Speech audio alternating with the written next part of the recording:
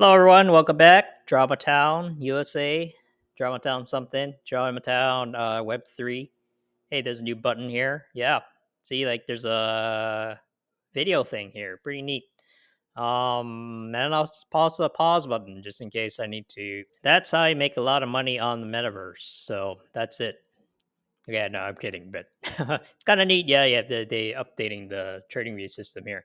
But anyway, there's a lot of drama happening on Twitter right now regarding ENS. So if you're not familiar what ENS is, it's this thing. When you see people have a .eth kind of in their name, it's basically kind of like a .com, but the Web3 version of it, and it's decentralized and it's completely runs on the web. Um, so it's kind of an interesting thing, but there's been some drama. So I do have one, obviously, but mine points to my Decentraland plot right now because I'm trying to promote that. But no, I'm not gonna log in. But yeah, there's been some controversy surrounding it because Brantley Milligan, he posted this kind of thing a while ago, and this is not the first time, but someone dug up this statement here, and it's obviously very controversial. I'm not going to really talk about the content too much because I don't want to get caught up in that. But um, either way, this is from 2016, and the company, or actually the nonprofit that he works for, let's see, True Names Limited, decided to let him go because of that statement. So right now, there's a lot of debate happening around, whether that was right or not, and um, but I don't really want to get into the content of his statements too much because a lot of people are talking about that already. But I do want to kind of clear up some misconceptions about like what has been going on with this whole thing. So one, some people are claiming that, hey, wait a minute, if you can get fired from your job, that's not Web3, right? That's not decentralized. How could this be? Well, ENS itself is decentralized, but there's nothing really stopping organizations or companies, or in this case, like a nonprofit, from building on top of that. So a lot of times, what happens is that the blockchain itself is decentralized, but you'll have big companies come in and kind of like if it's like, even if you're in a public space, if like a big organization comes in and takes over the whole thing, it might seem like they're running everything, right? But in theory, that it's still decentralized. Like Brantley basically lost his paid job, as part of his company that was working on it. Anybody, because it's open source, anybody can still work on it. It's just that particular position. So that part, I think, needs to be cleared up. The other part is, and this is the main kind of topic of this video, is that what sort of effects did it have on price? So we'll check. Yeah, we'll start from a year from now, right? It kind of started around November of last year. So it's kind of dipping down along with like the rest of the crypto market, right? We're kind of in a bear market right now as a whole. Same with 6 months, 3 months, not that much different because the timeline is kind of similar anyway. 1 month, 5 days, 1 day. So kind of looking at it, let's look at 5 days, right? This drama kind of started around a couple days ago. And I think, there was kind of like an uproar after someone started like spreading this around. The problem was that he could have been like, oh, uh, he could have apologized or maybe like soften his tone a little bit, but he decided to kind of double down. And basically, even now, he's not backing down. you know. So I mean, regardless of what you think about these statements, it's like this is kind of like bad for business, right? Because it's kind of like when you say stuff like this, it's like uh, it's kind of like unnecessarily inflammatory, right? So yeah, so they kind of let him go, and the problem was that he was kind of like in a kind of a high position where people will probably be judging the platform over his statements. So yeah, that's the biggest reason why he was let go.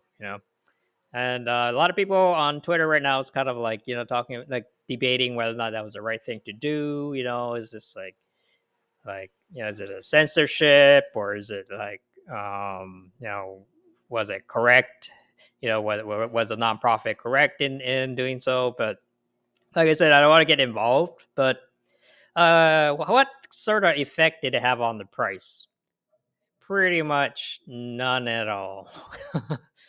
So I kind of like, when people say like, oh man, like Elon Musk tweeted this thing and Dogecoin went up 15%. Like I've always been kind of skeptical of that idea.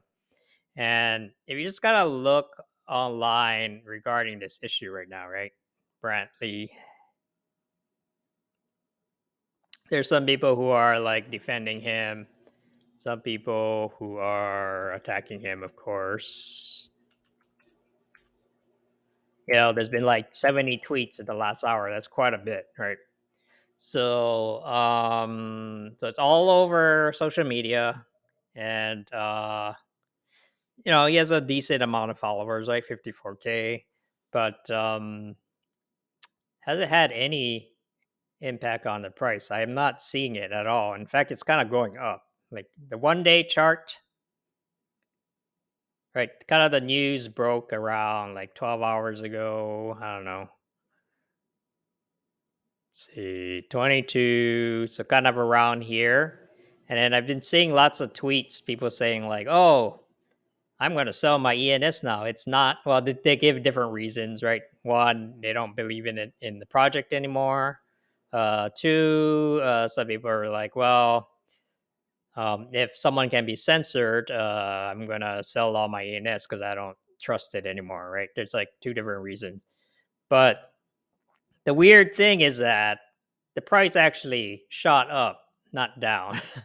And so yeah, this kind of goes to show like how very, very little impact social media actually has on the price. Like I've kind of observed this like in a lot of different things, including like political campaigns and such. So it's just kind of like a reminder that what determines the price isn't really what's on social media. So yep, that's about it. I could give several examples as well. I don't know, Dogecoin. Let's see.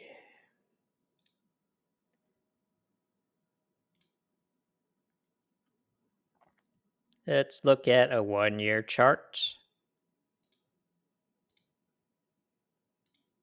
Well, look at 6 months, right? So you see like Dogecoin, it kind of goes up and down. There's a spike here. It goes up, it goes down. But like in the broader picture, like you see all the time, right? Like news about like I don't know, there's like memes, and there's like certain companies are like accepting Dogecoin, Tesla accepting, blah blah blah. But like it has almost like a negligible impact on the price itself.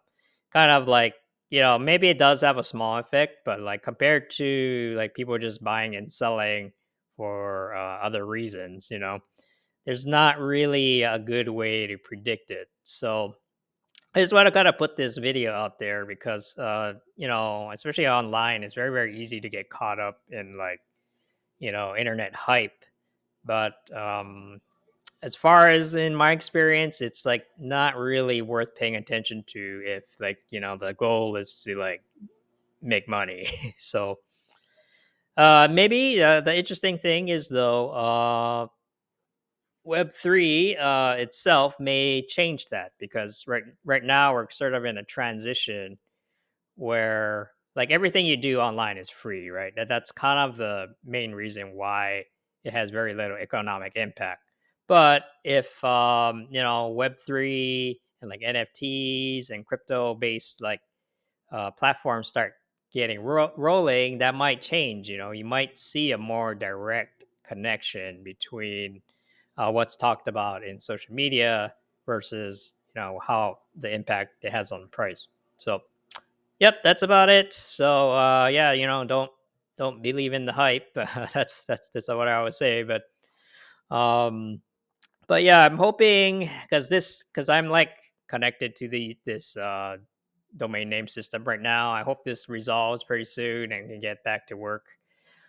I think most people are probably going to stay. I think the people that are like threatened to leave over this drama is probably in the minority. And so far we don't see anything impacting the price in that way.